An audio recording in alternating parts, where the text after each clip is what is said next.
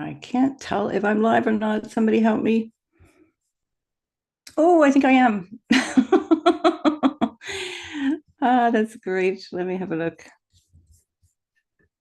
All right. Am I live? Can somebody tell me in the chat if you're seeing me? This is my very first time. Yay! Good. Okay. How fantastic. So I realized I should have probably had another screen. So what I'm going to have to do is put up the Zoom screen. Thank you. Hi, Jane. Hi, Sandy, Michael, and Joanna Truth. What a great name. Super. Oh, welcome, everybody. Okay, this is my first time, so I might be a little goofy in the beginning. I'm just going to try and keep Zoom here because I'm waiting for Roisin. And while I wait for her, I thought I would just have a chat with whoever's here. So what we thought we would do is just experiment with talking about questions about astrology, issues around spiritual growth, how we can use the two to do that, to grow spiritually.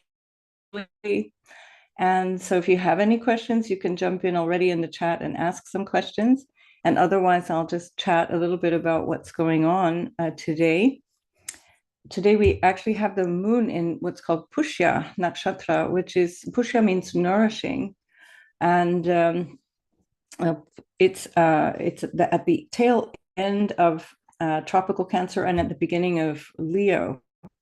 And Pushya is extremely auspicious. It's a beautiful timing lord because it's ruled by Jupiter. This is an auspicious day for new beginnings. And this often happens to me. You probably laugh, given that I am actually an astrologer. I often find that I don't time things specifically because of the best time, but often because it just falls into my schedule that way. And hey ho, here we are with a really auspicious new start. And it turns out also that the moon is on my ascendant, which is also in Pushya.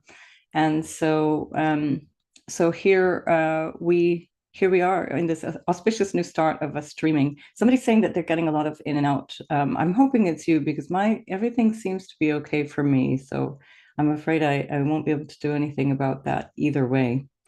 So yeah, welcome to everybody. Anaya, Claire, Stephanie, and Jane Doe, great name. And so if you do you have any questions that you want me to focus in on, or should I just have a wee chat about what's going on astrologically right now? Let me see if I can share the screen while we're doing this. Share screen. Okay, I'm going to pull up the transits for right now, and then we'll share the screen. All right, I hope that comes up for you. Now that means that I'm not seeing I'm not seeing you. I think I need an assistant. Hey Camille, great to see you. Hello. Roisin's coming in a bit. She's finishing up with a client, and then we'll jump in together.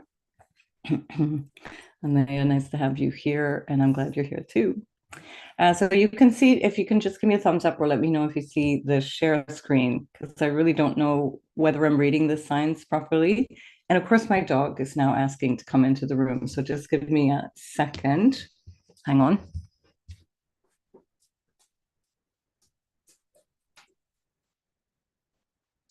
All right.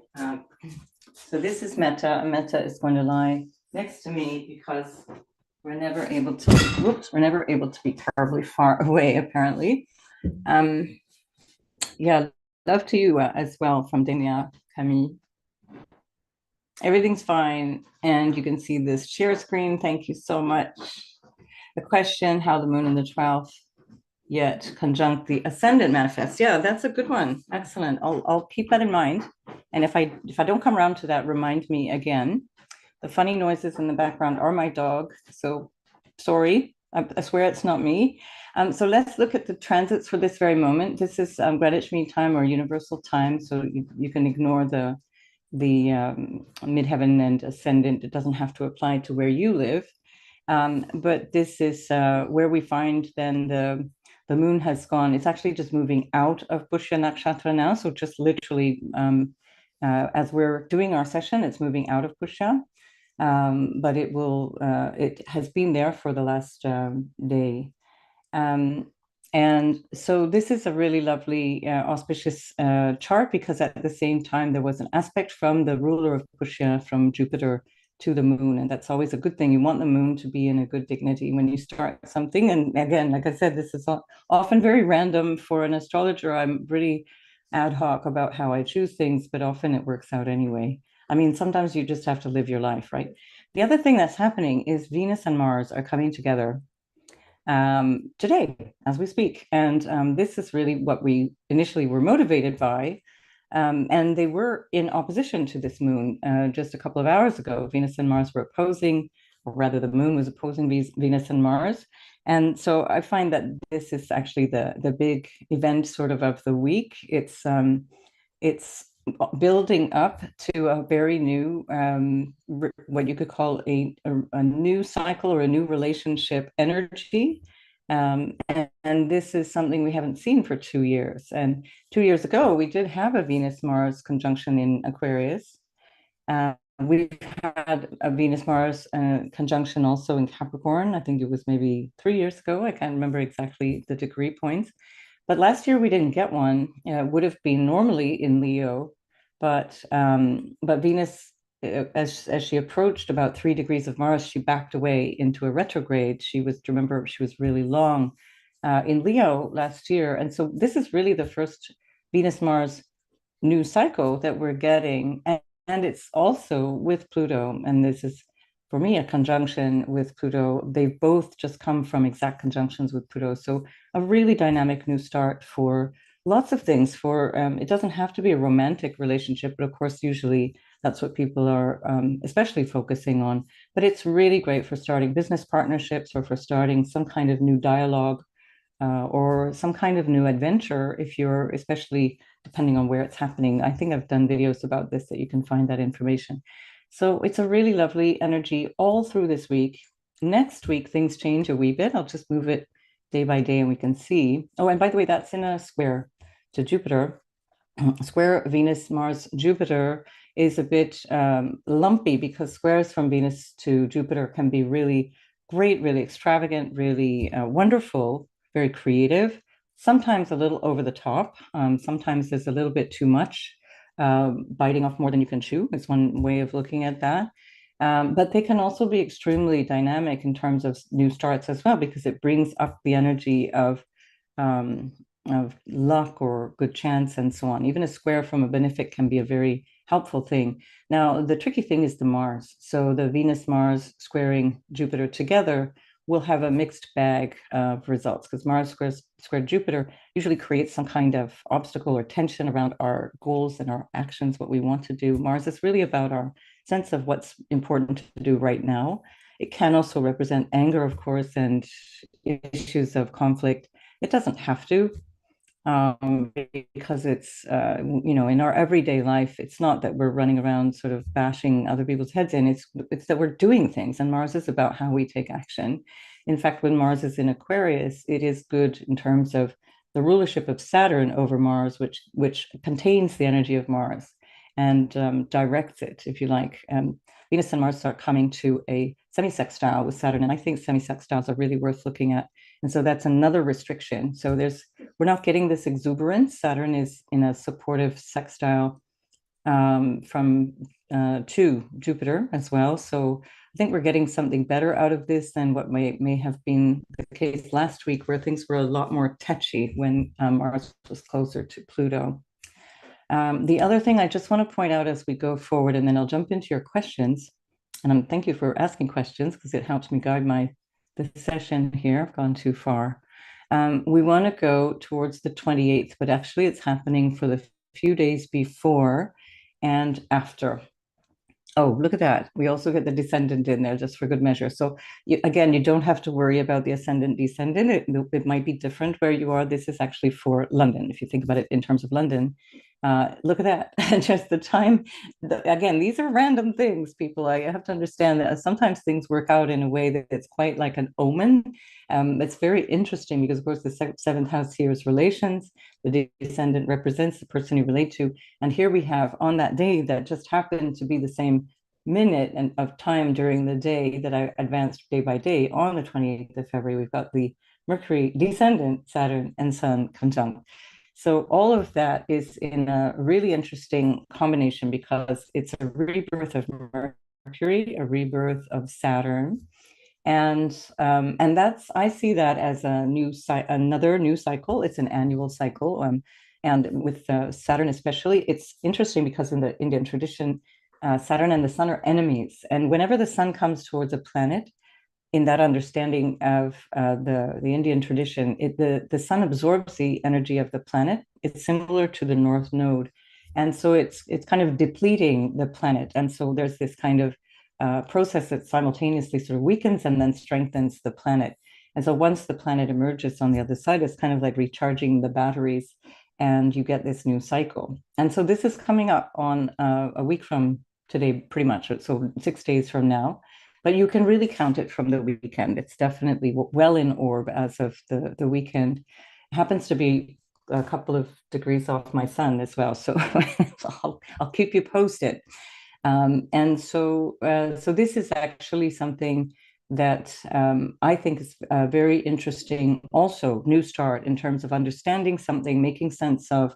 If we generalize it rather than showing house by house, it can be great for understanding what it is that's important to you to express or to clarify in terms of agreements, in terms of what you need to speak about, or in terms of business, starting things in a business or creative enterprise.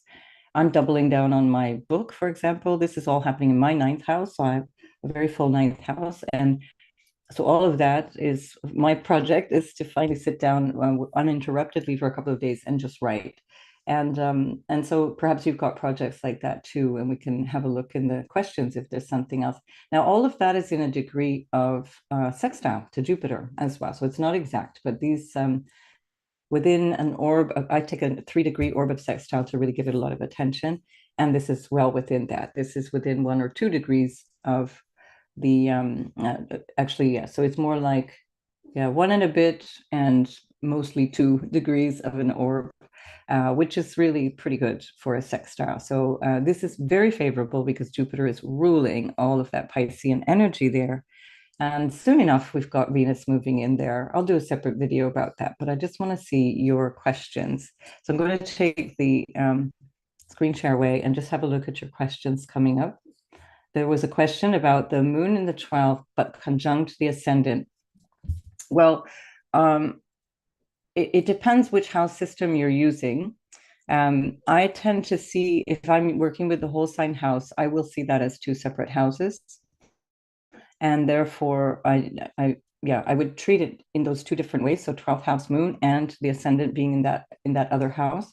But what's interesting about the moon anyway, near or above the ascendant, is that there are often issues with a mother who was a little bit emotionally vulnerable or quite needy or needing support. And often I find that it can be, depending on the sign of the moon, there can be a situation where the mother needs mothering, that the mother herself is in a vulnerable situation for whatever reason. Not that she's a bad mother, but that she's not somehow standing on her own 2 feet, and often the child ends up mothering the mother.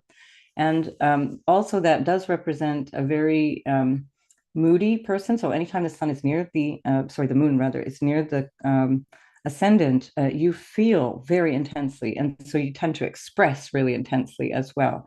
So everybody around you knows how you're feeling. And that doesn't really matter whether it's on the first house side or the 12th house side.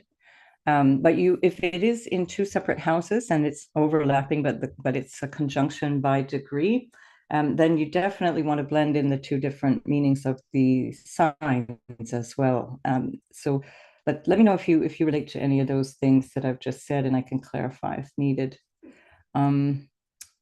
Right. So Gypsy Feet, excellent name. Hello to everybody else, by the way. I haven't been able to say hi to everybody. Hello, Gypsy Feet. And how would you view Saturn in the 4th opposing Jupiter in a retrograde in the 10th?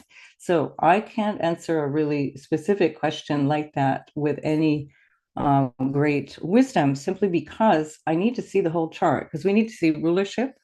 And we need to see what else is happening, because there are other planets that are affecting all of these different positions that can be by squares, by trines, it can be retrograde planets, there can be a bunch of different things. And so it's not really, this is what I try to avoid, and I hope I encourage people to do the same, is to avoid this kind of cookie cutter way of looking at the chart. So we really do, I'm not just saying that because I want people to book a session. You're absolutely welcome to book a session, but it's that you really can't make a valid assessment of a chart unless you've seen the whole thing. And it really does matter. So it depends on, if there are retrogrades, where are they backing into? And are they going towards a planet? Are they going to a house and so on? And so it really, I'm afraid I can't really give you much better information. I just see that Roisin has joined, so I'm going to let her in and then we'll pop her up as well. And hi, Claudia. And hi, Christina, and hi, Roisin. I'm just checking all the chat here. Welcome, welcome. Can we hear you? Are you able Hear to? me? Am I Yeah, okay? now I hear you. Very good. Yeah, welcome. I was just doing a little brief update of the astrology, and Oh, lovely. I'm learning on the fly here. My learning curve is it's definitely in that hockey stick shape. Um, so I just want to keep going through the questions, Roisin, before we dig into something new so that we can wrap up this little segment here and then we'll move to our little chat. A little answer, is Jupiter the husband? Yes, I see Jupiter as the husband. It's also the Karaka for children.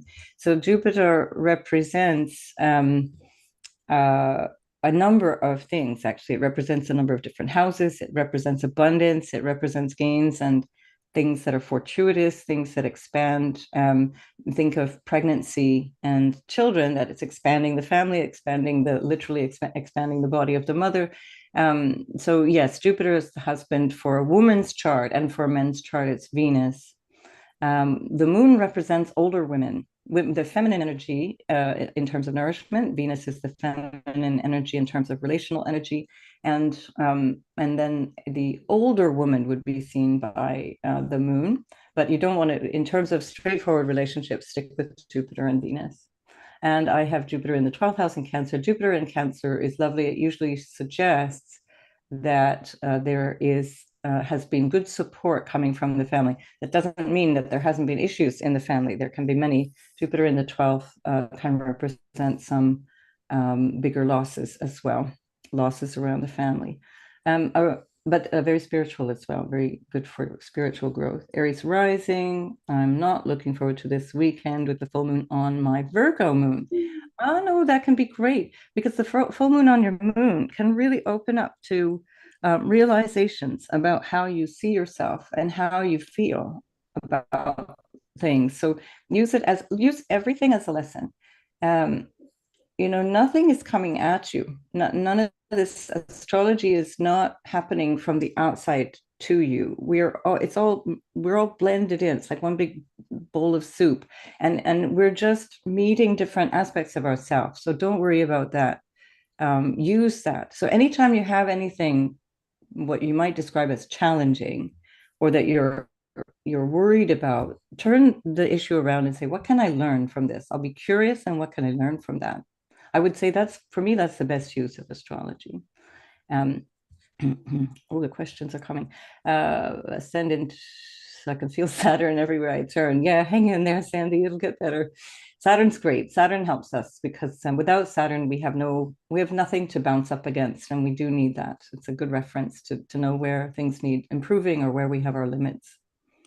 Um, so Anaya, you're using tropical whole sign with the Astro Gold app. Yes, so that's good. All right. So it is two different houses then, I'm guessing. I mean, two different signs. So, but I think that I answered that in the answer then. How is Venus's dignity regarded when she's in Capricorn? She's actually she's very organized, Yolanda, and thanks for your question. And she's very Venus is very polite. And why the reason that that's considered to be in a bad dignity and Venus is in good dignity, technically in Cancer, is that Cancer is all about nourishment and abundance, and Venus is all about connection and about being in relationship and being supportive.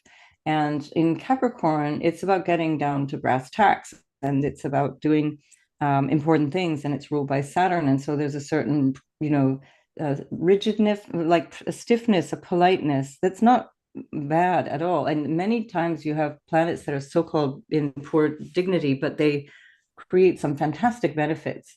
But that's why it's because there's a limiting effect of the Saturn.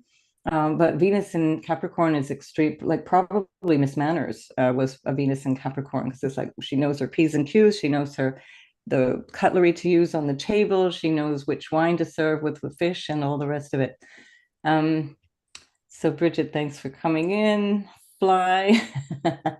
What would you recommend to somebody who's going through a Saturn opposition when Saturn is in Pisces? I'm Sag rising. Have a stellium in Virgo. Oh, wow.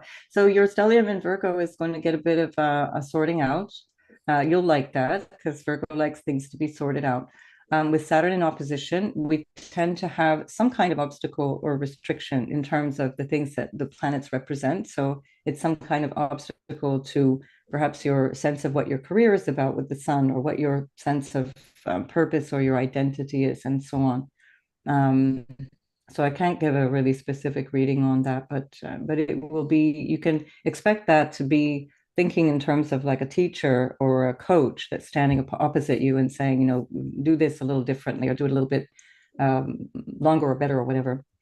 Layla says, I do relate. My mother was very vulnerable. That's the moon conjunct the ascended, but from the 12th, right? Delusional too, and you're right. I get emotional. Yeah, so the moon in the first house is like a sponge. You pick up on energy that comes from other people and the places around you. You come kind of walk in a room and you know what's going on in the room. You sense what's happening, even if people are not open about it, but it makes you very open as well. And it can be, especially early in life, it can be overwhelming. So don't trust your emotions. It's not that you shouldn't trust your instincts, that's different. But your emotions often can be due to many, many different things. And you don't necessarily need to react to your emotions, especially on the spot. And it can be something that can get you in a bit of trouble. And when the moon is in the 12th, especially, just pull back and have a little mini retreat periodically, at least like even every day, for example, or one day a week, where you just kind of close down. You don't see a lot of people, you're in a quiet spot. Moon in the 12th needs, actually, same with that Jupiter in the 12th, you need a bit of solitude, you need a little time off. And that's how you nourish yourself there spiritually as well. Jupiter opposing Uranus, exact degree. Uranus rules my seventh. I don't use Uranus as ruler, so I'm assuming you mean Saturn for Aquarius. I don't use the outer planets for rulership.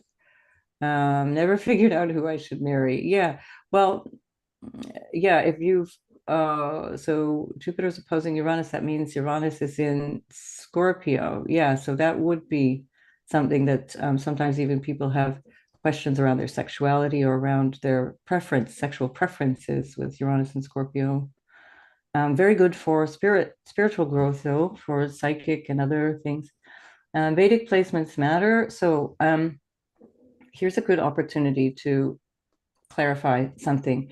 So Vedic astrology is the name for the terms or the methods that they use to assess the planets and the chart. The the zodiac is called sidereal, and that means of the stars. And so we use tropical, which means tropos, it's of the sun, the movement of the sun. So you shouldn't really be comparing Vedic and tropical because they're like not the same thing. Vedic it would be like saying Hellenistic compared to tropical. It's not, it's two different things, you see? So Vedic placements also, so in terms of the planetary placements, all the aspects will be the same. The planets are not like suddenly jumbled around. It's just that the houses will be different and the signs will reflect that. And there's still an overlap of, I think by now it's like 6 degrees because there's a 24-degree difference in the Ayanamsha at the moment, one that most people use, which is Lahiri. And so yeah, I don't know. People say a bunch of different things about the two different ones. There's quite a lot of snobism around the different charts. Just find what works for you and just keep going. That's all. There's no better or worse system. Some people throw like seashells down. I had a reading in Kerala once many years ago. The guy just chucked a bunch of seashells down on the table and started telling me about things. So, I mean, come on, it's all created by our mind anyway. It's not the absolute truth.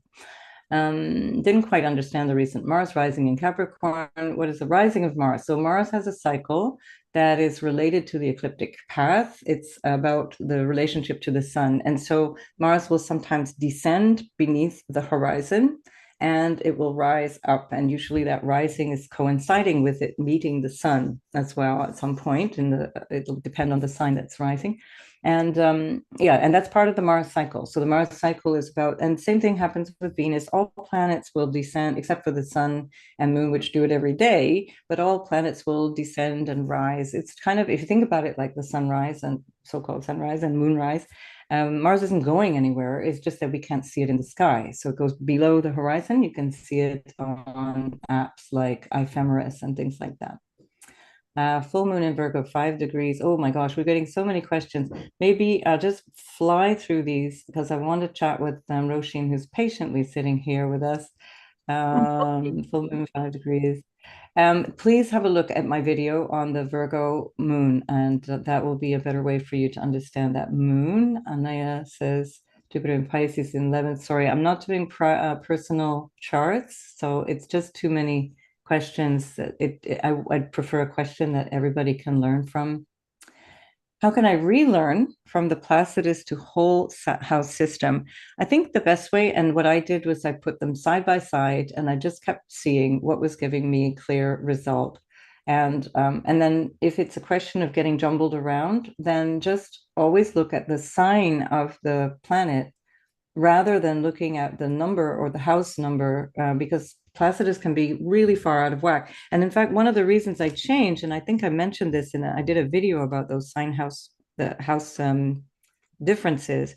I used to, because I lived in Brussels, I had clients from all over the world, and I still do, but they were, face to face. And I started getting these clients from places like, northern Russia and Finland and Norway and places that were way, way, way up at close to the Arctic Circle, and their midheaven and their ascendant were practically in the same place in Placidus. It was insane, and so I thought, how do I even interpret this? It's not possible that Pluto is going through the seventh house for their entire life. Like that just doesn't make sense. And so when I started seeing things like that, I thought, no, this requires a different system. Placidus and those quadrant house systems were all designed by the ancient Greeks, which is rough, or the Mesopotamians, which is roughly close to the equator. So there's not a huge difference. It doesn't really change so dramatically, but the farther north or south you go, it's just really far out. I won't answer Gypsy Feet, I'm afraid, the Black Moon Lilith question because it's too personal. And again, it requires a look at the whole chart. So anytime you have these questions about what does this mean or that, you really have to understand. I'm not blowing you off when I say I need to see the whole chart. It really is true. I just wouldn't give you much of any information. You might as well just Google it, because it's just not enough of you. You see, it's not, I mean, I need to know how it all relates to the rest. I just started to learn rulerships and detriments, exaltations. It's a lot. Yeah, it's a lot. Yeah, I've been doing this for ages and I still haven't got a clue. And it's always moving. Yes. Yeah, Lynn, go for it. Don't worry. It can take as long as it needs. It's a fascinating thing. The great thing about astrology, and that's why I love it, it's much like yoga. There's a non-stop learning curve. It's just constant learning. Could I let you learn about your way of using astrology in everyday life? You have to live your life, but how practically astrology can help us. Let me stop here with that question because it's fantastic. And we'll introduce or reintroduce Roisin because we can talk about that too. And because, so the question, Roisin, is let me hear a little bit about your way of using astrology in your everyday life. And I really, I don't encourage a kind of an everyday glance at astrology, to be quite honest. I find that a little over the top. And I don't know about you, Roisin, but I feel like there are times when it gets too much information and we're not then listening. We're not sort of in tune to our intuition. Like if you're constantly checking for the movement of the moon or Yeah. pulling cards for tarot or whatever. You're just not really You're not focused on owning yourself. your own authority then, because Yeah, everything is to support who we are. And everybody will have a different feeling of what's affecting them. So you must own your own authority, and then astrology can be that support in yeah, and that's really about, if you're checking it every day, it means that you've lost your own authority. And the cosmos is there as, the most beautiful guide and tool, but that's what it is. It's a guide and tool to help us live in the best way we can. yeah. But we must own our own authority. And if we don't own it, then we're wanting that to give us the answers, which it's actually not fair to the cosmos, because the cosmos is here to support. We already have the answers to support us to Mhm. find the answer for ourselves. Yeah. I'm sorry, it's just some people are coming on and saying they're trying to ask questions, but they can't seem to ask questions. I don't know what that Oh, means. it's limited to subscribers, I think. So they'll have to subscribe.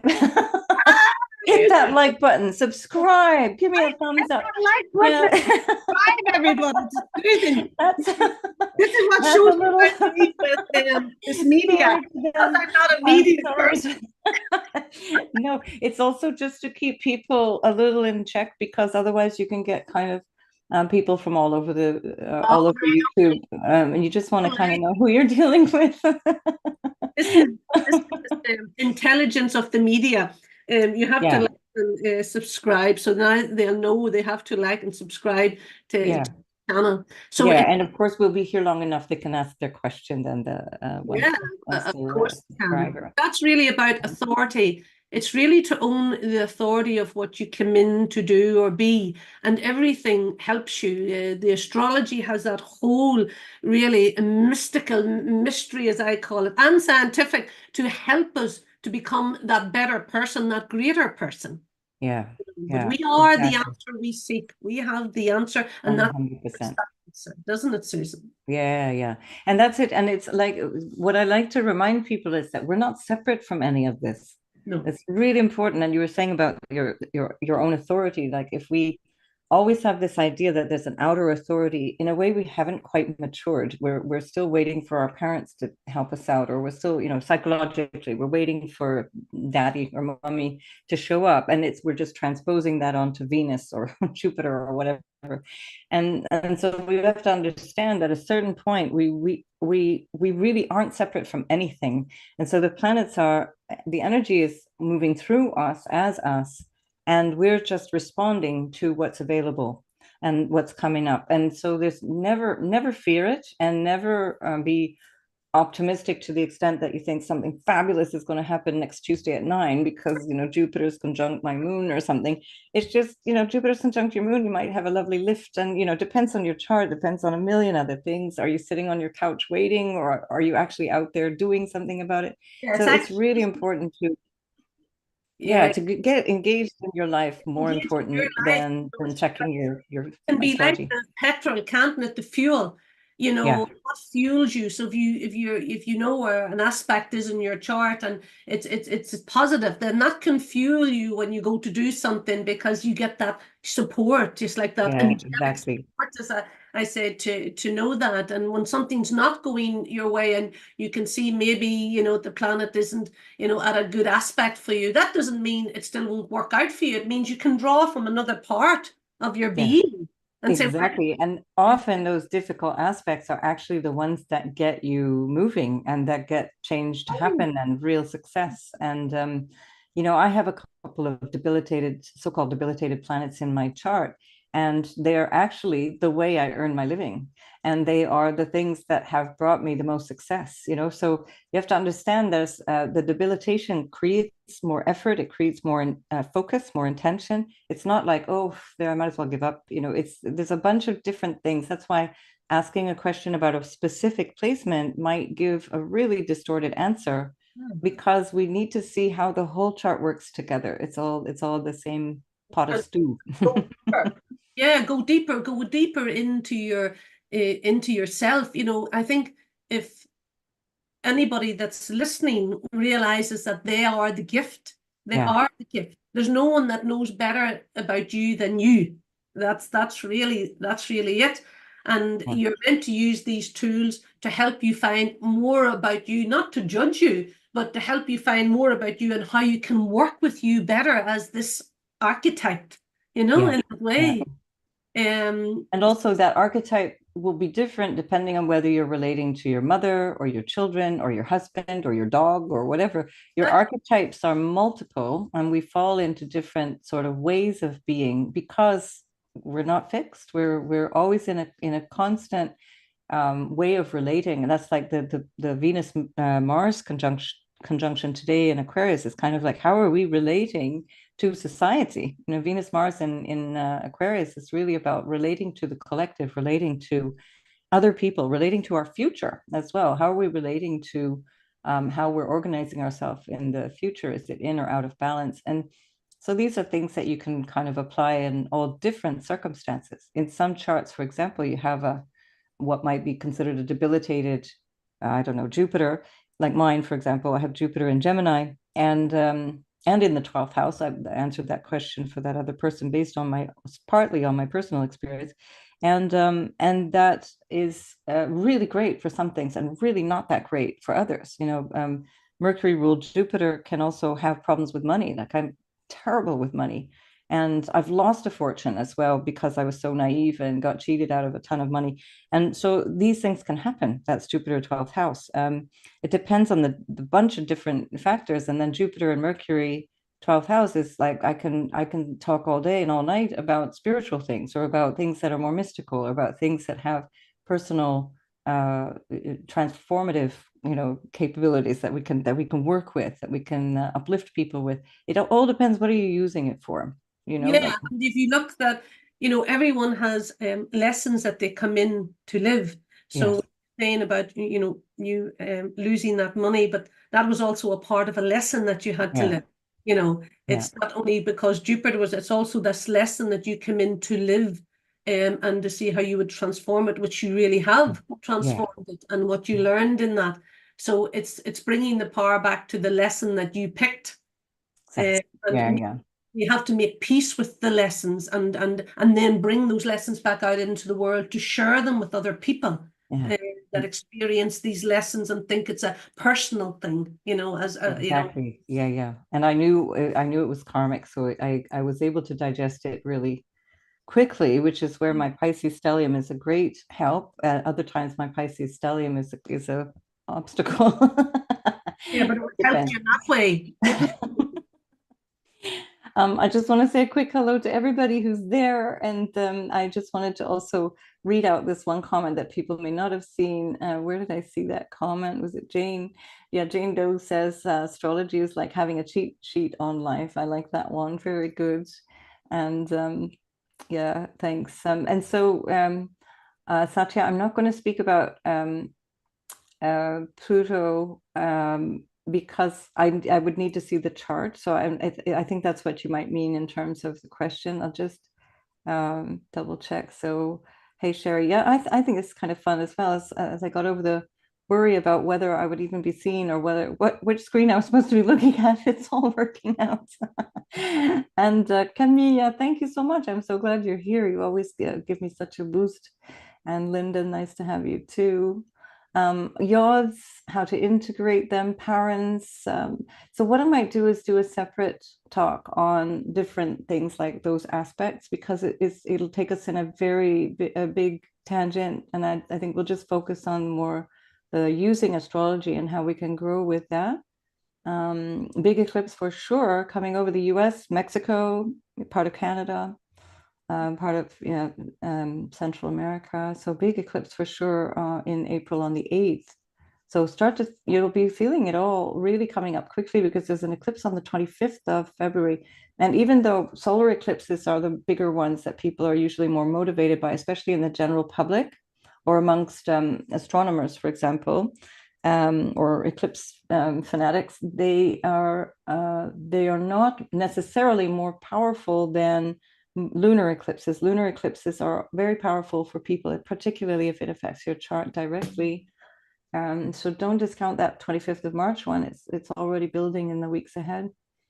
When Pluto conjuncts the North Node, I think I'll do another session on things like that. Okay, we maybe do a whole thing on Pluto and aspects to.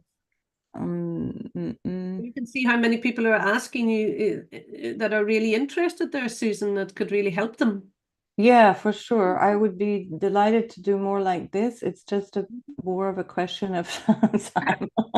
After a day on Zoom, I want to get back on Zoom, kind of like I want to stick needles in my eyes, but there we are. Um, so double Aquarius, how does Saturn appear? So I'm going to just I'm going to answer that question because I think that's a good one. And am I saying your name right, Hananas? I don't know if that's your name or a family name or anyway. Thanks for the question. So Saturn rules in traditional astrology. Saturn rules both Aquarius and Capricorn, and it is the ruler of Capricorn in the sense of the conservative, restrictive side of Saturn, where it is much more around building things, creating things that structure society, things that actually we rely on, things that you might describe as education or government or things like that. And Saturn in Aquarius is the structure of the society itself in terms of the rules, how we interact, how we rule over each other, how we rule within our own neighborhoods, for example. You know, the speed what do you call it, the speed limits and things like that. So that's the Saturn in Aquarius. And it does have a lot of, I can maybe do a whole video on the traditional rulerships because it's really logical. And a lot of people get really freaked out about using words like lords and rulers, and so it's like, oh no, don't use the word lord. It's just relax. It's a word. It describes a certain energy that the planet has. It's not it has nothing to do with hierarchy in terms of our modern sort of sensitivities. So I really advise you all, especially if you're practicing astrologers, to get really clear on rulerships, because that will be the thing that allows you to say exactly this is what is going on. Because with these vague rulerships, if you use, for example, Uranus as a ruler instead of Saturn, you're missing a really important chunk of the chart.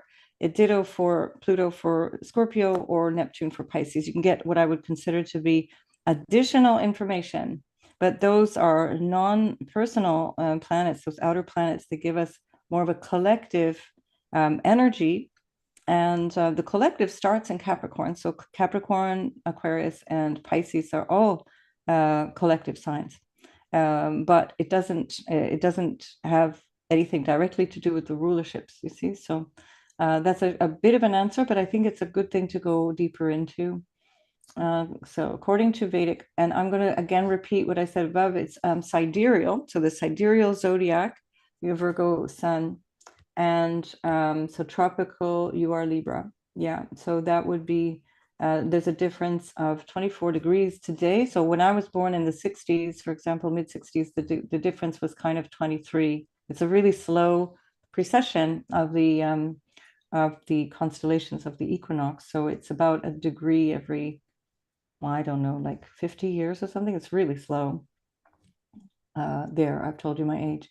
So, so a bit of understanding of how you see our individual reason to be here. Oh, very nice. Roisin, I'm going to let you start with that.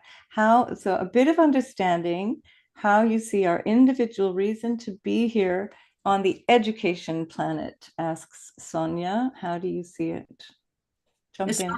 Sonia asking that for herself personally? How you and I see our reason for being here. Okay. Yeah.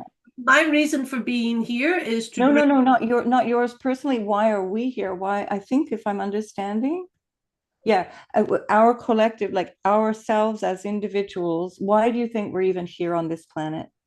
Well, we're here to evolve the earth. That's what humanity's here for. We're not here for us. We're here for the bigger picture of the earth, because we are the earth. We're made from the earth. So we think we're separate, and it's Mother Earth that's evolving into the cosmos. And that's what the story that I am being told. That's why Beautiful. we're really here. That's what you've been told by your guides. Yeah, yeah. Yeah, beautiful. And I'm going to just add something um, to that notion of being of the earth. This is a very ancient notion. It comes through every ancient tradition, and I follow the most strongly the Indian tradition, and this is very, very much a part of our. We belong to the earth in the most literal sense. We are made of the earth. We're just like a walking chunk of earth, and Right. everything that we eat comes from the earth. And this is why I know that this project to go and live on Mars or to explore living somewhere else on the moon or something like that, we can't sustain that. The human psyche depends on our connection to the earth. Our physical body depends on our connection to the earth. We can't replace that. We aren't Mars beings, we aren't lunar beings. We require this earth to thrive. And so it would work for a while, it would work for months or whatever, but not I don't know if some of you might be old enough to remember this project, and I think it was something out in like New Mexico in the States or something. And there was this project where people were, and somebody tell me in the comments what it was called because I've forgotten. They were all collectively put together. They chose to go together in this hermetically sealed pod. It was like a giant terrarium. Remember terrariums from the 70s? And so they were all together. They had their food grown inside. They had a completely sort of autarkic existence, and they all went completely mad. They were like clawing to get out, and that's on the Earth. Can you imagine what happens on Mars? But that's Anyway, what if we let go of, because the ego makes us become very, it's just, we're just here and it's all happening to me. But at edge is really that source, that God self out. It's really the earth that's evolving, and we are the earth, and yeah, everything returns to the earth. So when we get that, and when we start to, how would you say, start to work with that, our whole garden that we are starts to change. yeah, beautiful. That's a beautiful image. Yeah. And we're here for the earth since we're all here from the earth and part of the earth. We're here for each other. And this is what I try and help people understand when they feel very anxious and very stressed and even depressed. Often, what happens is that we don't realize it, but we're too focused on ourselves. Mhm. And we're not focused on each other or somebody else or even a plant or a pet. And it's extremely important. We're connected beings, and we need to be there for each other. And so I know many people go through a hard time. They're going through a hard time now. So just reach out and what can I do like today in this very small step? What can I do for this person or any bunch of people or this dog or whatever? Yeah, that's good. Um, Do you know? because we are part of the earth and we're here for each other. Mm. Do you notice, Susan, especially with what I notice with, especially with my work with the Aquarius energy, that it's really what's happening with humanity. They're letting go of this wanting to be the leader and wanting to be the one that's the most talented in the room. It's more bringing everybody's gifts together now. We're becoming more family Beautiful. orientated as just, as humanity, the group people in a group sense. Yeah. Tribes are coming together. It's like they're being called in from different parts of the world. Bring your gift to the table. Like the way we're talking now, Yeah. you're a full astrologer and you know it inside out. I have no energy or connection of astrology just to what I hear, but it's about bringing that together and seeing Yeah. what it can give to others, isn't it? And Yeah. that's what we're Yeah. meant That's it. to do. Yeah, and that's it. And recognizing that we inter are, as my teacher would say, Thich Nhat Hanh would say, we inter are, we are inter beings, and Mm. we in because we are depending on each other, the more that we can support each other through, could be Aquarius is very much around groups that believe the same thing, so that it can be equally divisive, and that's where the shadow side of Saturn comes into Aquarius, for example can be very divisive. It's us versus them. We see that on the news regularly. But it also is very, very beautiful when you come together and share an idea and you share a future. You share something that you find important collectively. So yeah, so I hope that answers the question. I think Sonia, as I see it, I feel very much like Roisin about why we're here. We're here to just grow, and we're here to have fun. I'll just tell you one last thing about that, and again, it comes from Indian philosophy, which is that the Indian tradition sees this whole life, human life, as what's called lila, And Leela means a play. And it means play in the sense of both playfulness and being playful and just enjoying yourself, being light about things, as well as a play in terms of theatrical play. And so we are really creating all of this as we go. We could say co-creating. We're not doing it all, but we're manifesting these things in such a way that we one day are the director and we're the movie star and we're the audience and we're the set designer and we're everything. And when we understand that we're all just kind of experiencing different roles in these sort of temporal ways, then we can lighten up about how things might happen in a particular way. We can realize that there's no point in comparing each other. There's no point in comparing even ourselves to ourselves. So it's a very beautiful way of looking at life, just being more playful, more joyful, and that brings out creativity as well. So yeah, let me double check for the questions. So thanks for all your comments, everybody. How do you discern intuition from hypervigilance? That's a great question. Thanks, Jane. Interesting. Well, it'll all be depend, Jane, in your emotional body, you know, how what you're holding emotionally in your body. So when we're opening up to our intuition, or when I'm teaching people intuition, first of all, I have to look at their fear responses or their emotional body and whether they're holding, because some people don't realize what they're hearing or what they're feeling is two different things. Right. In that way, if you've had trauma, or if you have trust issues, and then that can show up, and it's not intuition. You know what I mean? You have to really be clear of what is the voice and what is not the voice, what is an emotional voice and not a divine voice, as I would call it. Beautiful. That helps. Yeah, and that actually comes back to the question somebody asked about their moon coming back to the Virgo moon on the Okay. 24th, and somebody else said they have a Virgo moon coming up to conjunct the moon as well. And so that would be the thing. That's your thing. Then do that on the weekend. What Roisin was just describing, try and really distinguish where your intuition lies and where you're feeling it. That's a very beautiful way of describing how to understand your moon, how to understand the nature of your intuition. And to help Jane might be something that she could do is, what is coming from us is different to what comes through us.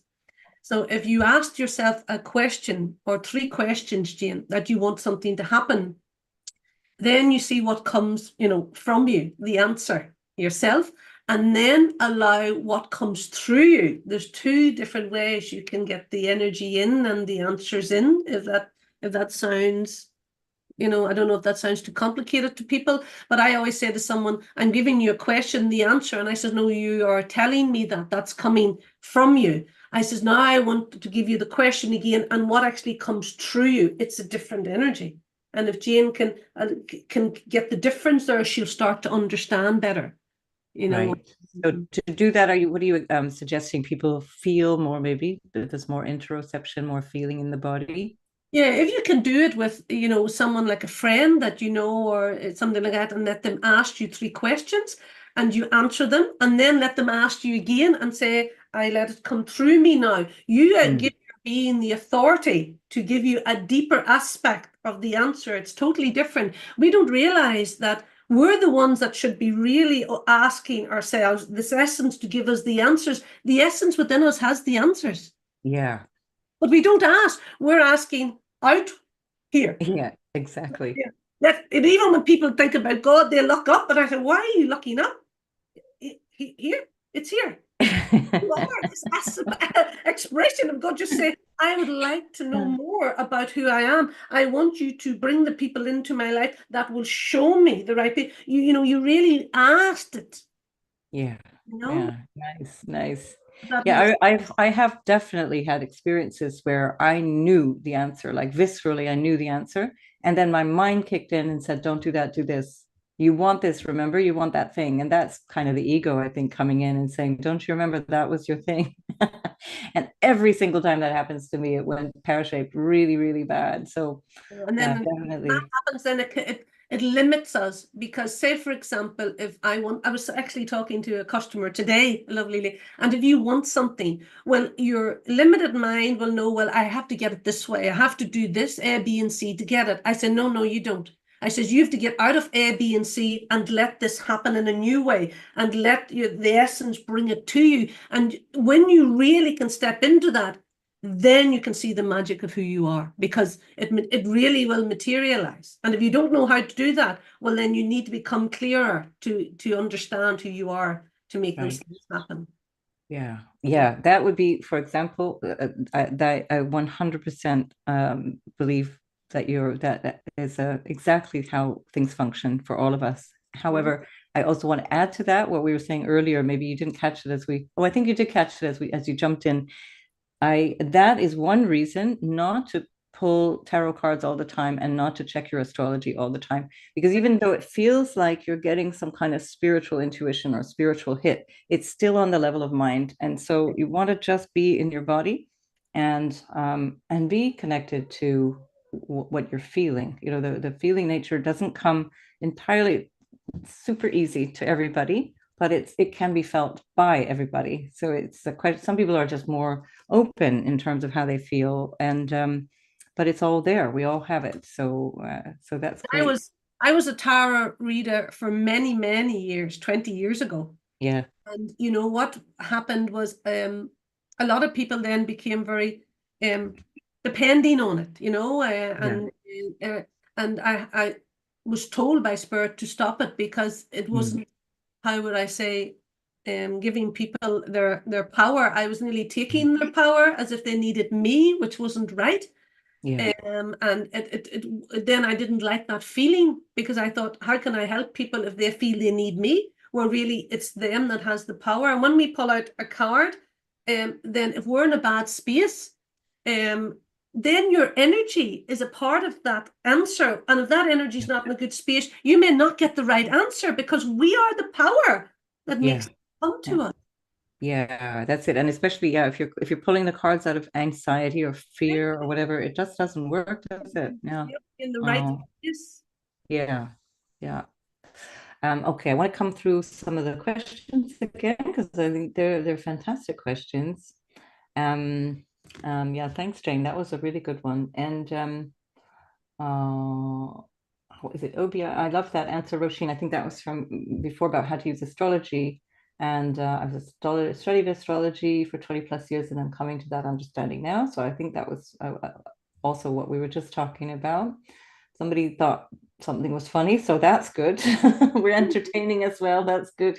Um, um, as Anaya says, it seems like collectively a lot of people have been struggling with presence lately, for sure. I have some pretty significant empathic abilities, so I've had to meditate more. Have you noticed this too? I definitely have. What about you, Roisin? Well, I'm finding I'm becoming more physical and more earthy, and I don't know what's going on. It's And this is a bit of a trauma at the moment, as I come into this earthly body. But as Spirit said to me, this is the next level of your learning, to really feel the structure and the bones, and because you've been up here, and this is the next level. And when I learn how to be in that, I can bring messages back to. yeah. And that's another learning, isn't it, for everybody? So are you feeling you're meditating more then, Susan, and needing that? For yeah, well, she was saying she's meditating more because she feels that lack of presence or struggling with presence. I do feel the same myself, and I again, it could be a million different reasons, but I think it has a lot to do with us using these electronic devices all the time, and our attention is, in yoga we have a concept of pratyahara, which is to withdraw the senses. And this is to pull ourselves in awareness so that we're sensing from the inside. It's kind of what you were describing about bringing this intuitive answer through your body, not through the mind. And so we don't want, especially the eyes, which are actually a literal externalization of the brain, we want to be a little bit less outward. Now we want to keep a lot of our energy focused inwards because that's where we get our intuitive hits. That's where we get our guidance from. And so I think personally that we're so, because even if you walk outside and you're not using your phone or whatever, there are billboards. If you're in the city, there's signs everywhere. There's lights calling your attention in every direction. And we do have to be aware of that. It's exhausting from a neurological point of view, and I think it distracts the mind. It fragments our ability to focus. And presence requires focus. It requires that interoception, that internalization, or the pratyahara, the pulling in of the senses. Um, Carry on if you've got more of a complement to that answer, or if you want to add a new thing. I'm just going to check for more questions. Okay. Actually, here's one. If you don't have anything that jumps to mind yet, Roisin, I'm going to just Anaya's asking, do you have any advice for people going through a nodal return? So again, that would have to be seen in the specific chart. But if we just take the idea of a nodal return, because of course it'll be different for everybody, what we're looking at with the North Node is something that we are aiming to develop in our life. But Rahu in the Indian sense can also become an obsession. And it's where so the K2, the South Node, is where we've come in with certain skills. And Rahu is considered to be the thing that we're driven for. We're this almost like this compulsion to do the thing that the North Node is asking us to do, which can be good or bad. It depends also if there are planets with the North Node. But the node itself, when you come to the nodal return, the North Node on the North Node, this is really saying, okay, this version of that cycle of going towards the North Node is now complete. That's sort of a 19-year cycle. You've done that thing. Now, how did you do? It's almost an opportunity to reassess the past 2 decades almost and see, am I where I feel like I need to go? And how will I go the next 20 years towards this energy?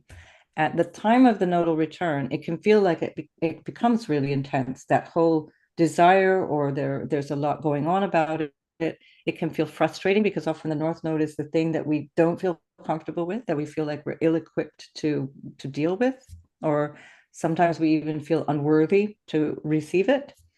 And so that is a part of a cycling up. If you think of life as a spiral, um, sometimes people think of life as being very linear, and that often people who think that way are very easily disappointed in themselves, or they find that when things kind of step back or fall off, they feel frustrated. It's like, I'm not making progress. We're always making progress. And think of life as a spiral. And the North Node is kind of like a spiral. It's just like a Jupiter cycle of 12 years or Saturn cycle of 29 years.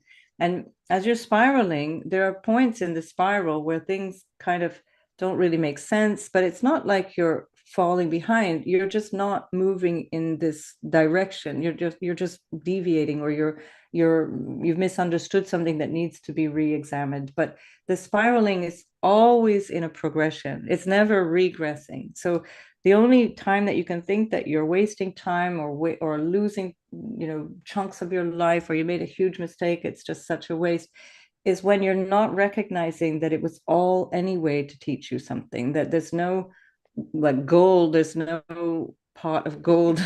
Sorry. There's two Irish women telling you there's no pot of gold at the end of the rainbow. And and You there's had the goal. and there's no like budget, or there's no house, there's no car that you need to have. It's all just what's coming, and what can I learn from that? So the nodal return, like maybe a short form, I could have probably said it in one sentence, is like, how am I doing on this lesson that I've really fully in my soul come to learn? And I like to say to my clients, when you have achieved that North Node, and it's not about achieving fame or money or abundance in any particular space of your life, it's about achieving what you came here to learn and grow into. And when you've accomplished that, you can die in peace. You feel like that was a good life, because the thing, whatever the thing was manifested, or somehow you've understood it, or you achieved it, or whatever, but it may be absolutely invisible to people around you. They may have no notion that this is actually the mountain that you've been climbing all your life. Right. Right. Obia, there you go, girl. I have a debilitated Mercury, and I'm a writer. And me too. When I published a book, I'm writing another one. I love writing. I love teaching. Debilitated Mercury gets a bad rap. And I'll definitely do a video on the debilitations and exaltations and so on. I think you should do an online Oh, for your Yeah, people. one day. Well, I'll get the book out of the way. Let's get the book out of the way, and then I'll do it. So I just got a Laurel. Hey, good to see you again. I'm just checking because my screen just jumped. So now I'm not sure if I've lost some questions. I just have to go back a wee bit. Oh my goodness, there's so many questions. It's so lovely having you all here. Um, I think I've missed something here. Oh wow, I think I might have to save some of these questions for another live. Oh, that's Um, yeah, we'll have lots of juicy material. Remedies for someone going through difficult transits. Well, I think what we just spoke about is really the remedy. So what Roisin was just talking about in terms of internalizing, feeling your way. What is the lesson there?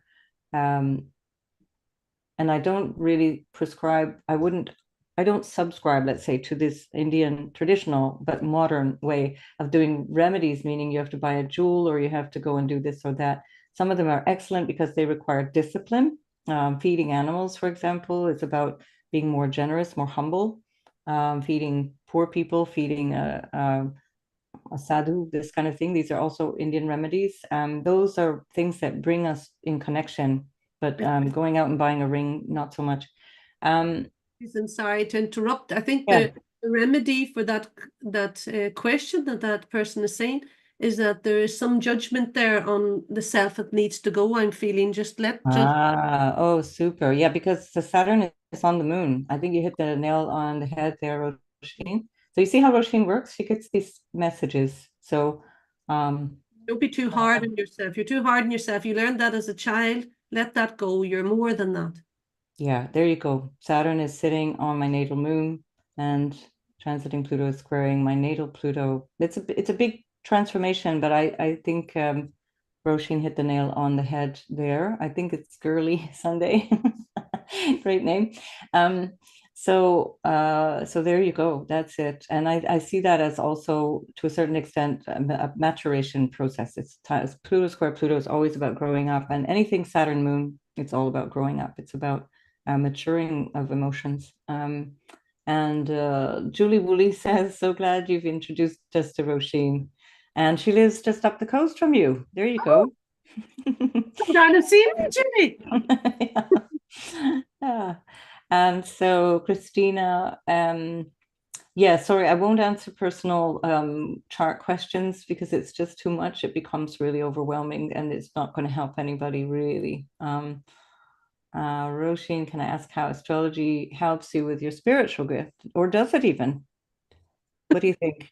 Does Well, it you know, has a, I say I really don't know much about astrology in the science way, but just intuitively as spirit. So, if I'm sitting, I can hear a voice for Mars, I can hear a voice for Jupiter.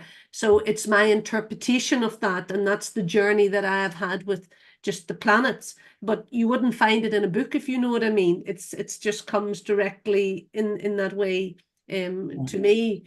And I know that like everything, I don't think we'll ever really fully understand the amazing mystery of astrology, even though it's a science. But to me, it's beyond. Like to me, it's such a magic that we still will can't uncover it all. A bit like human, we'll never get to the end of it because yeah? it's endless where it could take us.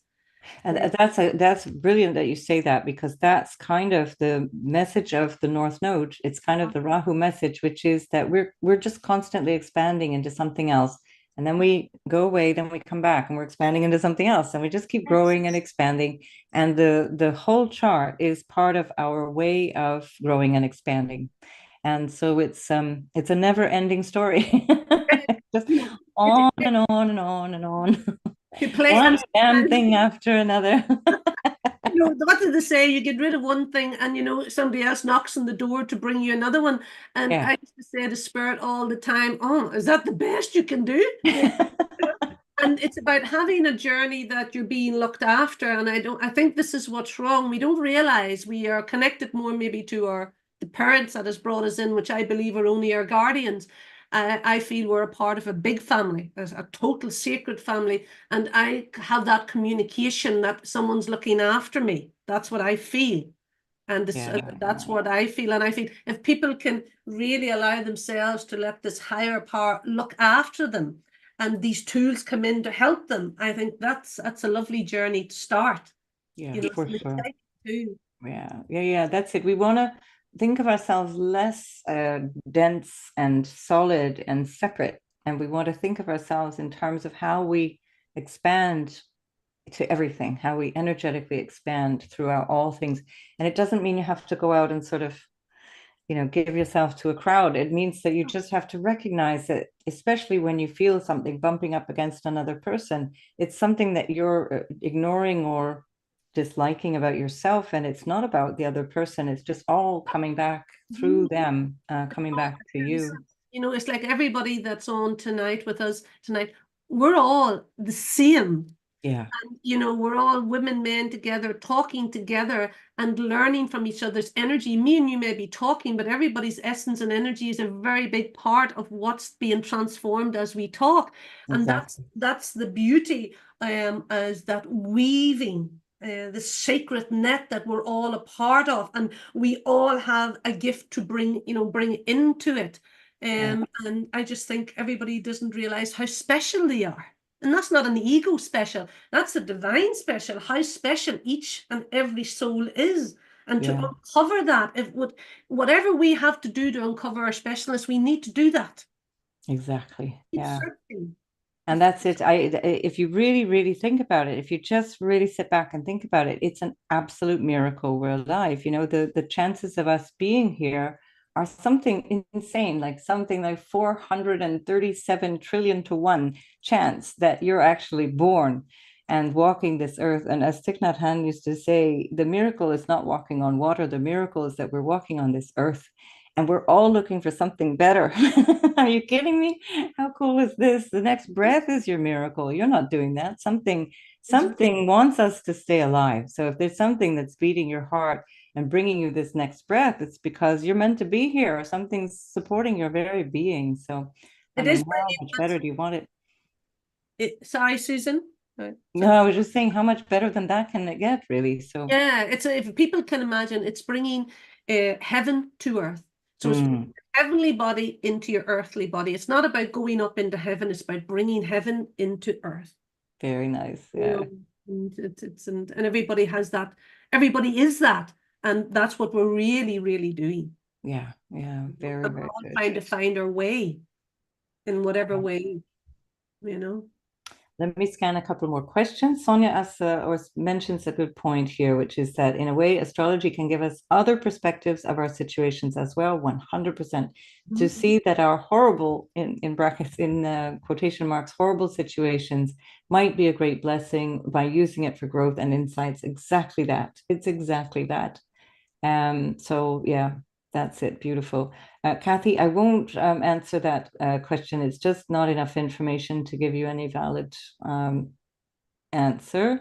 Christina, more on Pluto. Yes, yeah, we'll definitely go. We've got lots to say about Pluto. I'll do Leo and Aquarius are freaking out.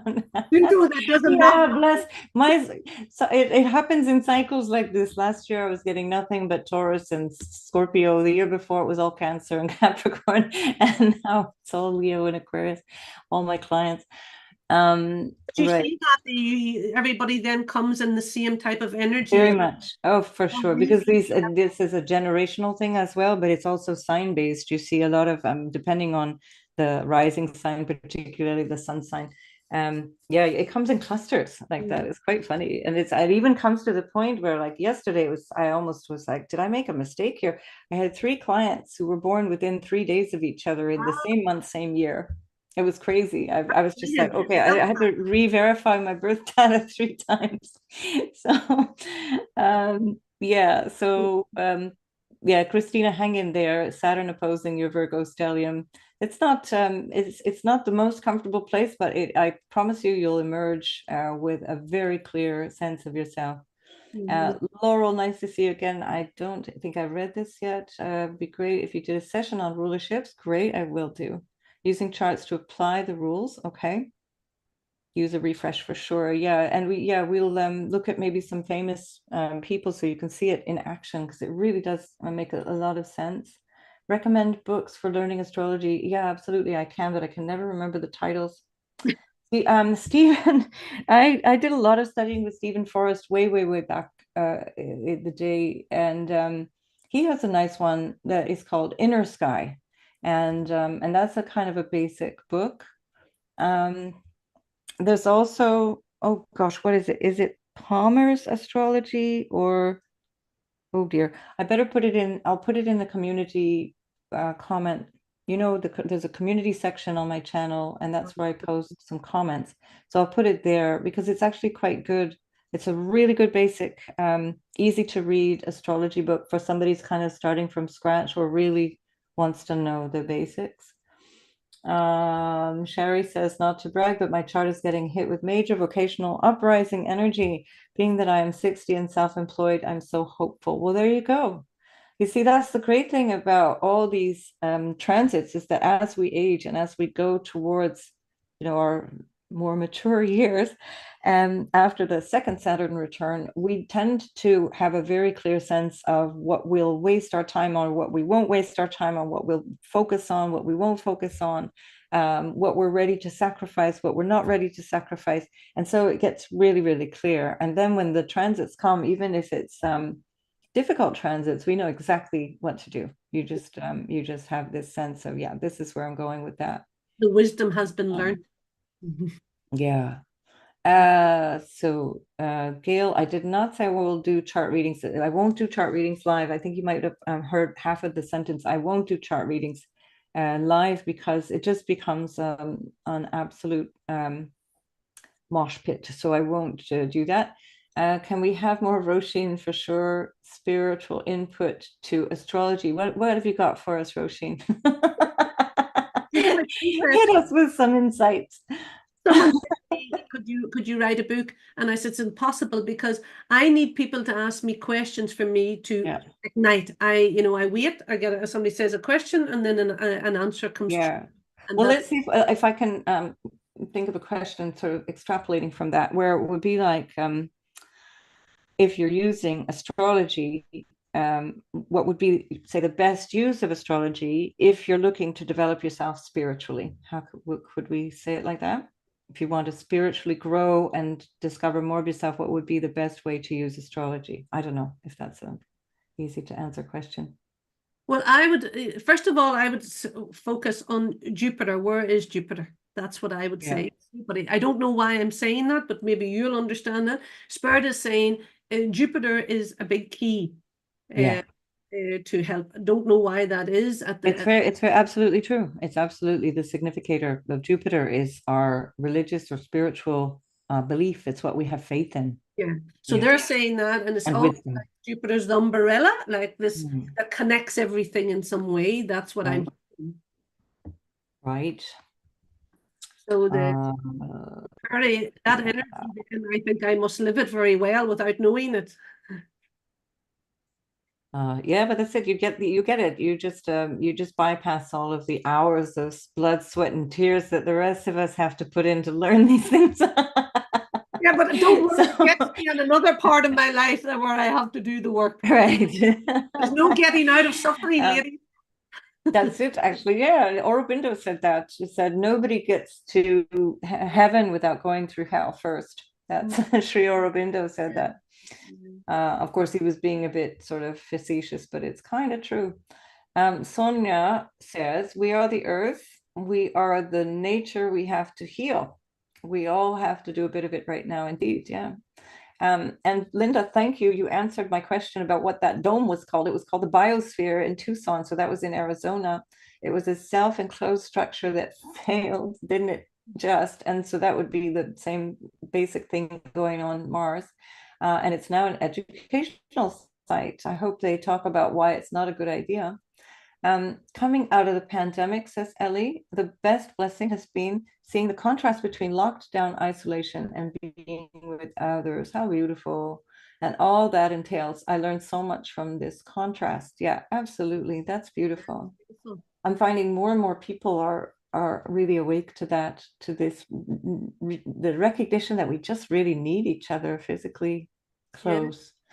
Um, yeah, Christina, I think you're probably referring to that Aquarian energy about hoping that we can work together and not against. Um, Yeah, very happy you're here too. Sonia, please, could you do another live about kids? I really liked you mentioning that educating more with a view on the moon of the chart of kids, Steiner, etc. So interesting. Yeah, astrology for kids and also maybe teaching kids spiritual things. Yeah. That we could do something on children. That would be really Lovely. nice. I used to do. Resonance is very strong, says Anaya. She's crying. Oh, Oh, sweetheart, we're with you.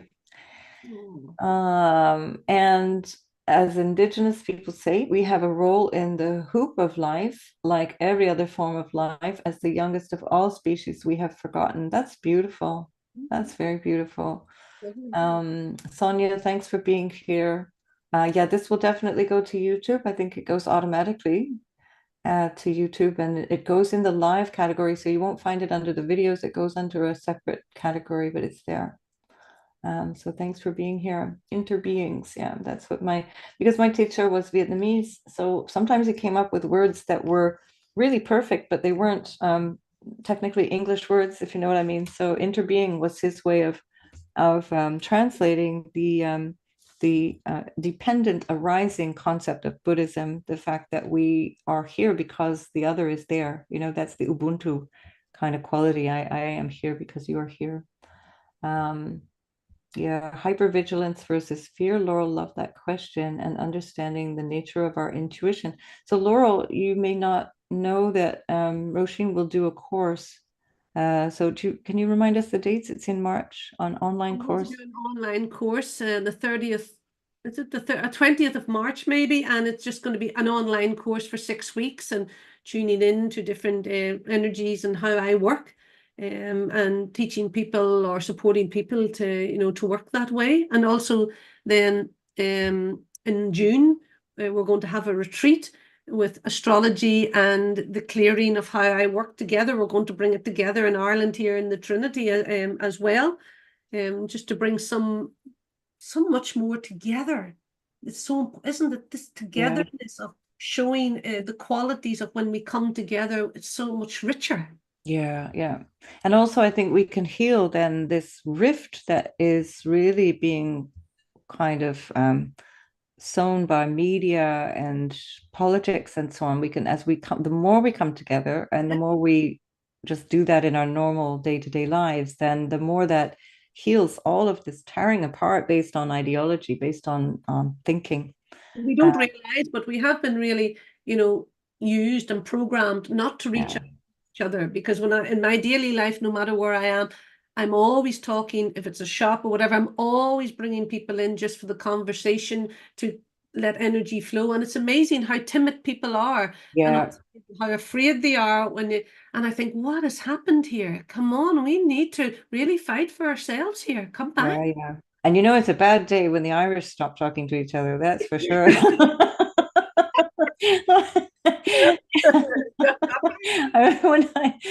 Because I grew up in Canada and people there also talk to each other, or they did.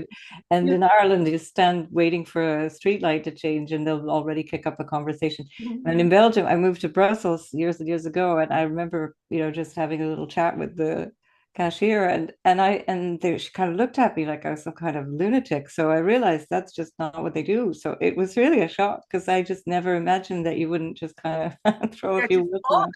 But it does show you, even when you go out to the park and you walk the dog, sometimes when you're walking, people put the head down not to Yeah, eat. And I think, what yeah. happened here? What has happened to We're this so system? vulnerable. I think we're suffering. We're so deep in suffering. We're so vulnerable that it feels too raw to have to It's expose oneself to a person. Yeah, we're really needing a lot of reconnection. Yeah. yeah, we need each other so badly, really, as those sisters and brothers in the energy. We Yeah. really need that, and we must not feel vulnerable, because the ego doesn't want you, to reach out. It doesn't, it doesn't want you to feel if you reach out, then you're weak. Not at all. The Yeah. heart, if it reaches out, is power, Yeah. Yeah. and silence the ego, Yeah. that way. Yeah. Yeah. Beautiful. All right, I'll jump into some more questions. I think we'll have to wrap it up in a few minutes, but we'll try and finish off the questions that are here. Christina says, is it possible that astrology can predict a fated encounter? My short answer would be yes. And my long answer is that astrology is based on probabilities. So there is no what you could call exact science to astrology. There are likelihoods. It's kind of like when you see the weather report and you see it's likely to rain or it's likely not to rain. Even if they say it probably won't rain, it can still rain. I lived in Belgium. I can tell you, it can happen any day of the week. And so this is the same with astrology. So we don't want to get into these categories of absolutes, because I find that actually you set yourself up for disappointment. You set yourself up for expectations, and expectations. One of the first things I learned in yoga from great yogis was that you must never have expectations, and that's not the same as having goals. You can have goals, but don't have expectations, because expectations are assuming a specific outcome, and that outcome is based on what you're already thinking about. It's what you already know, and it's what you already hope for. And as Roisin said earlier this evening, she was saying, you got to think differently to receive different things. And so if you're setting yourself up for the expectation of meeting, like, I don't know, Mr. or Mrs. Perfect, you might not realize when Mr. or Mrs. Perfect is right in front of you, because it doesn't match the expectation. And so this is why when I work with astrology, I work from a place of trying to understand yourself better, trying to understand life, your lineage, your journey, what are you here for, so that all along the path you're just making better choices. And when Mr. and Mrs. Perfect show up, then you're more inclined to recognize that and make better choices. So again, there is a certain degree of fatedness in astrology. Often I stumble into the fated things, and it's only after that I realize that the astrology would have shown me something. But the thing is, I wouldn't be able to say honestly that I would have known it would happen that way. For example, when I first moved to Belgium, there was Saturn and an eclipse on my descendant. Like, who would have, and that changed my whole life. I ended up staying there for 33 years, and I'm still there technically, although I'm happier in Spain. But that's where I got all these jobs. I was When I went to the European Commission, I found my husband almost on day one. We were friends at that time, not married, but for years later. But when Pluto then went by that spot, I knew that something very important would be happening. And sure enough, there's Roisin. So just as Pluto was going across my ascendant, I knew that there would be a fated encounter, that there would be something very important. But I was thinking, since I'm single, I'm thinking, oh, it's a man. Oh, it's going to be a man. And I met a man, and he sure did show me something that I thought I didn't want to learn anymore, but I had to learn. And then Roisin showed up literally within weeks, and it was truly a fated encounter. So for those of you who don't know how we met, do watch that video that introduces Roisin from last July 2023. Let's continue here. Laurel wants to learn how to let answers come through me versus the ego. So that is definitely that course then with Roisin online. I'll put the link down below this video once it's live. And oh, Jane, that'd be lovely if you can join us on the retreat. We're having a retreat. So for those who are not familiar with that, from the 6th to the 9th of June, which is when Jupiter is trining Pluto and doing all sorts of amazing things. It's an extraordinary energy that week. And so we're using that energy to really grow and heal. And Camille has bought A Return to Love, which is the book we both mentioned last week. So I think you will absolutely love that book, Camille. And I think you will resonate very, very strongly with so much of that content, just knowing you the little bit that I do. Hang on, this jumped. I think there's so many questions, it's jumping. Yeah, Anaya says your first instinct is usually the right answer, is what I've come to learn and still learning for sure. Yeah. How do I sort transits from secondary progressions from solar returns? That sounds like a whole other video. So that's a good one. Thank you for that. I will note that and do it for you in the future, Jade. Linda, I used to pull tarot or oracle cards daily. I had an intuitive nudge that said, you are your own oracle. There you go. Beautiful. Oh, yeah, that's it. Very beautiful. Create your own cards. Yeah, Alicia agrees. Anaya says energy needs to be able to flow freely. Yes. And some things are interchanges between the chat, amongst the people in the chat. Yeah, happy full moon to you, Jennifer, too. So interesting, Susan, that you mentioned the eyes, because I read that the moon rules the left eye, emotionally draining, being our devices all day long. Are we really connecting physically, emotionally? I'm not quite sure I understand exactly the question. In Ayurveda, the eyes are ruled by the liver, and the liver, when it's overstimulated by information or intoxicants or emotions, um, and it works both ways. It's kind of a chicken and egg. When the eyes are overstimulated, it aggravates the liver. When the liver is aggravated, it disturbs the eyes.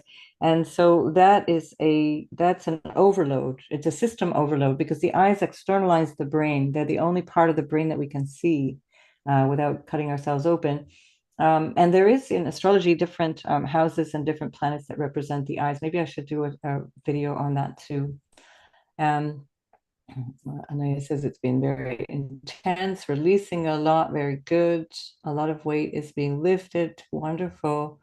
I'm finally able to really let go of all the things that no longer serve. That's marvelous. Lovely. Jennifer, I have North Node in Leo, always have a hard time to communicate my wants and needs, but it's getting better as I age. There you go. That's a brilliant example with effort, with trying, with the trials and errors. That's how we get to that North Node. It's experimental. And Camille, the book is about, it's a translation of a French book that I'm amplifying with my own thoughts. And it's about our relationships through our lineage and around the time that we're born. If you think of the natal chart as the transit chart of your parents, we see that multidimensionality of how we are just entering in sort of midway through a story. We're entering into a story that's ongoing for generations. And the astrology can show us that. It can show us what is ongoing and how we're picking up on that. And so often patterns will repeat through generations until somebody becomes conscious of it. And my book is really about helping people become conscious of these patterns. And they don't need to know a lot. It's all based on the sun and the ascendant. And then I'm going to amplify that by talking about rulerships and things like that and house placements. But it's a book that even non-astrologers can work with. That's the idea. More please of how Roisin works. That was amazing. Well, there you go. Give us a shot, Roisin. Tell What us actually I something. was doing there as you were talking, I was asking for more support so your book could come out. So I was bringing through energy there. That's And brilliant. and I was just sitting and saying, bring more energy so that you can get the time to bring your book out to support others. So that's what was going on there. And so the way I work I ask for something and then I bring energy through my body to manifest it. And I've been doing that really all my life. And I manifest quite a lot of things for not only myself, but for others. And then I teach people how to do that as they become a clear channel. And then they realize, oh, I am the magic. I say, yeah, come on. It's, because sometimes when you see someone doing something, we look and think, oh, isn't that great? She can do that. She has a gift. And I said, no, no, no. I said, you also have it. Yeah, yeah, That's it. yeah. And I just want to add into that when Roisin connected with me, and again, watch that video to find out how, because the story's a bit long, but really interesting. And I offhandedly mentioned to her that I felt stuck at the end of our session. She came to me for a session and she was kind of not really paying attention. And I thought, gosh, you're here for a long session and you're not really listening. I was getting a little bit worried. I thought, wow, I must be really off the mark. And then later she told me she's doing what she just described, and she's doing all this trying to figure out what's going on, and why indeed she was called and in fact told to find me. And so what happened was I mentioned that I was kind of feeling stuck. I was no longer able to see where I should be moving to, and I knew I should no longer be living in Brussels, and certainly where I was in that apartment. And so the fact that I actually shifted to Spain is she didn't tell me to go to Spain. She didn't tell me anything. It was just the energy shift. And that was specifically because of the connection and the work that Roisin did through me and with me. And that it just shifted something. And I couldn't tell you, there's no logic to how I even got to Denia. I didn't even know Denia existed. I couldn't have put it on a map before about the 4th of August. And I met Roisin in June. And all of a sudden, by the 4th of August, I'm moving to Spain. And so it was just not on my radar. I was looking in every other place but there. And I'm so super happy. And it's not because Roisin said, go to Spain, you have to do this or that. It's because something that as she's working through me, she's unlocking what I'm blocking or what I'm not able to see. And everything just starts to flow. And it's remarkable. And astrologically, interestingly, only after the fact. So I connected with a friend who lives nearby here. And as I was bemoaning my lack of finding a nice home, she said, come and stay here. Just come here. So I did. Um, and that's how I ended up down here. And the fact is that only after the fact, and here again is that astrology thing where I'm too busy to check my own astrology, I find out that actually my astrocartography is really superb here. And it was never great in Brussels. It was neutral at best. But here, where I am, is absolutely wonderful. So you see that there's different ways of going about things. You can look through it and try and find it and then manifest it, or you can just unblock the energy and let it all flow. I'm a bit chaotic, so I do the second one. So that's it, Heather. That's how she works, you see. Mhm. Anea says, all parts of me are dying off, and there's some grieving that comes with that, but also an excitement to be stepping further forward into what I really am, my purpose. Marvelous. Yeah. Yeah. And Julie Woolley from up the road, she says, thank you so much, Susan and Roisin, sending much love. These ideas are as old as time, universal truths, but they feel so revolutionary to uncover, discover, and live. It's a renewed revolution with every day. 100%, Ellie. That's so true. And that's the thing, is there's nothing new under the sun. Literally nothing. Everybody's going around trademarking everything, and yeah, it's all been done before. Um, How can you own the source? You already are it. So that's yeah, the, yeah, yeah, can't label it. exactly. You just come and meet yourself. When I'm working with anybody, they're not looking at me and talking to me. It's the part of them that's coming through me talking to them. Right, interesting. Oh, that's really interesting. Yeah, brilliant. Okay, I'm going to skim a little bit here. Thanks for all your comments. Following Jupiter and Saturn, for sure, that's good for the spiritual stuff. Cancer Sun, Leo, what can I do about anxiety? Oh. Yeah, I wouldn't be able to give you an answer, Soul, on the basis of astrology, but I don't know if there's any thoughts about anxiety, feeling so much anxiety. Roisin, do you have any thoughts? Has a person got a name? A name? Soul is her name, and So, she's from Norway. okay. And I think maybe even in Norway, maybe you might need a little bit more soul. Come to Spain. You need a little more sun. Soul is like the Spanish sun, SOL. Yeah. Well, what what I'm picking up there, Soul, is that there is a fear at the back of your solar plexus, and you're carrying it through from your mother, and that needs to be integrated, and you will get the gold of it, but you need someone to help you to do that, darling. You need like a support or someone that can work on that level with you. Yeah. Okay. Yeah, and are you breathing? Just make sure that you're always aware of your breath. Breathe through your heart, like as if it were your nostrils. Like when you're breathing, rather breathe down into your heart and take your time to breathe deep in and even more deeply out. That really does help with anxiety. Um, the breath is what shifts us between the mind and the body. It shifts us into real time. Julie Woolley says Stephen Arroyo's chart interpretation handbook. I totally forgot about that one. It's an excellent one. It's ancient. It's like 30, 40 years old or something. It's a brilliant book. And Jane Doe says 40 years of learning astrology, and Roisin nails it in one. Excellent. Um, Yes, Jupiter and Saturn watching over us in the southern sky for a couple of years was so beautiful. It was 2020 indeed. Yeah, the end of 2020. I'll go below. And Laurel, wonderful. I will check it out for the course. I can't go to the retreat. Yeah, it's a lot to travel from the States. Yeah, we'll move around. We'll try and find ways of making it We will possible. ask people to invite us and go to Yeah. those places. Yeah, and I'm close to a beautiful the islands here. We can try and find a place on one of these islands. I'd Could be I just go for back to Seoul for a wee moment, Yeah, please do. Yeah. Yeah, So I hope you're still with us, Sol. so, well, you need some lemon, something lemon. You don't have yellow in your wardrobe at all. You need some lemon there, and I'll just ask for some of that fear to release so nurturing can drop in. I just wanted to finish that because I had opened an Yeah. energy when I was just talking. Okay.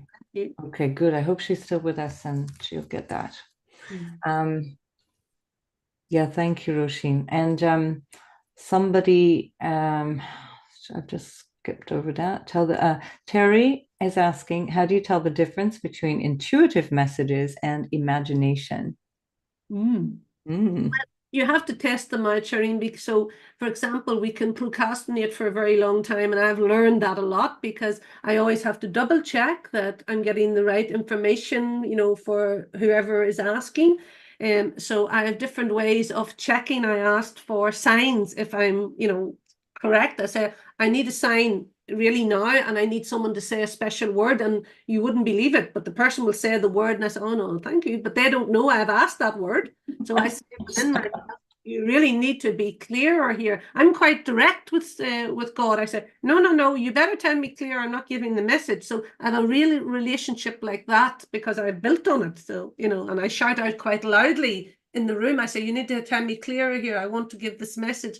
So it's asked more and ask for more, signs about what you're asking, and don't be afraid to ask and keep repeating it. And then you can ask it to come through someone that you meet. I even, and this might sound funny, but it is very easy when you let it go. I can say, right, when my postman comes and I open the door and say hello, get him to give me a message when he says back hello to me.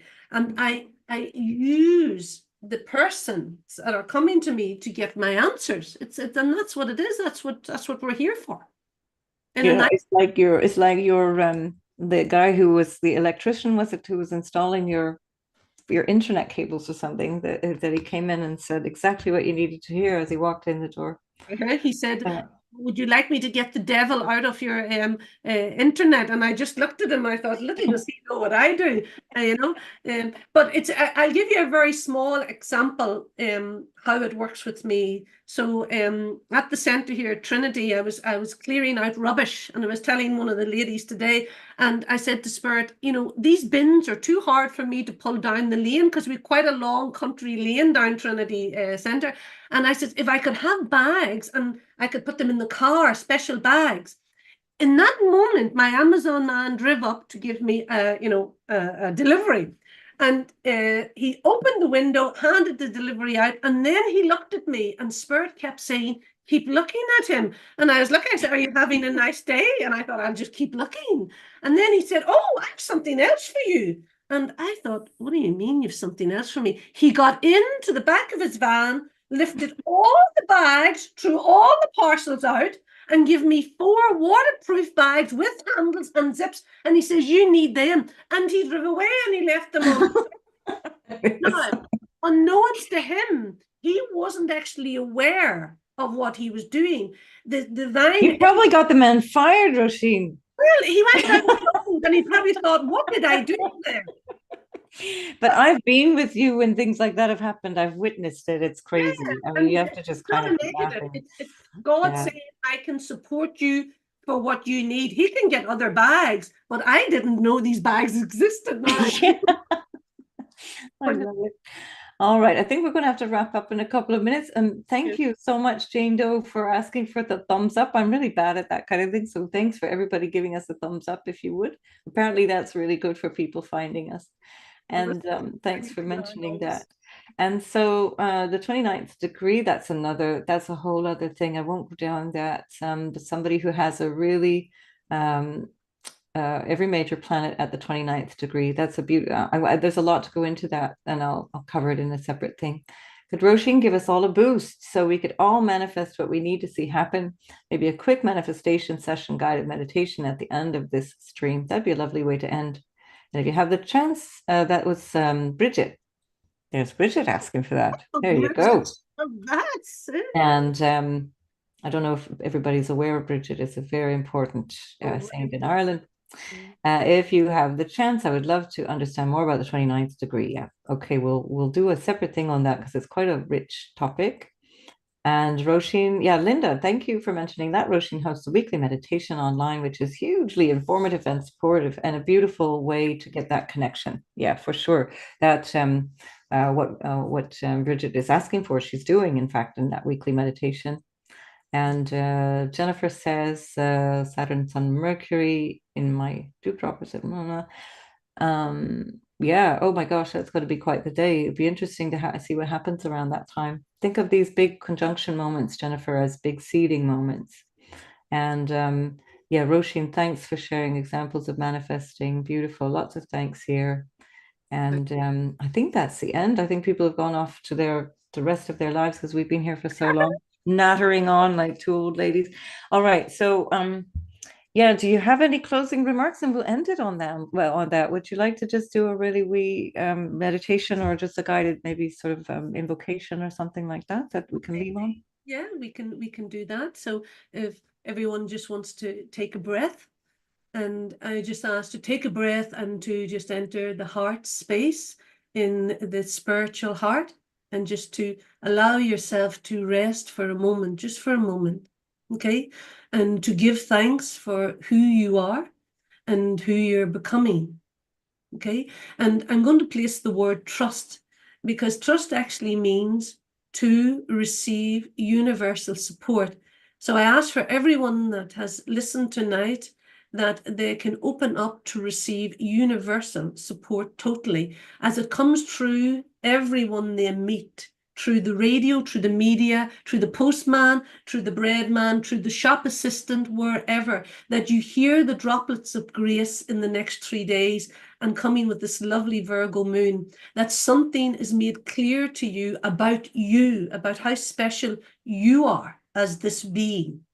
Okay, so we just let the breath enter that. Okay, so, and I really say to God, thank everyone for being here together at this time, because we were always going to be here together at this time. Thank you for life, and thank you for the love, even the love that I haven't even connected with yet. I'm already thanking you ahead. And I thank for everybody that is here tonight and joining us, and Susan and this platform. I thank everybody that's made this possible. So God bless everybody. And thank you, Susan. And thank you, Roisin. That was beautiful. Thanks to everybody for being here. Really, really lovely. And we'll see you again live. And maybe in a week or 10 days or so, we'll try and announce a little more in advance than a couple of days in advance and let you all know. Thanks for all your questions and your lovely comments. Thank Bye, you. Roisin.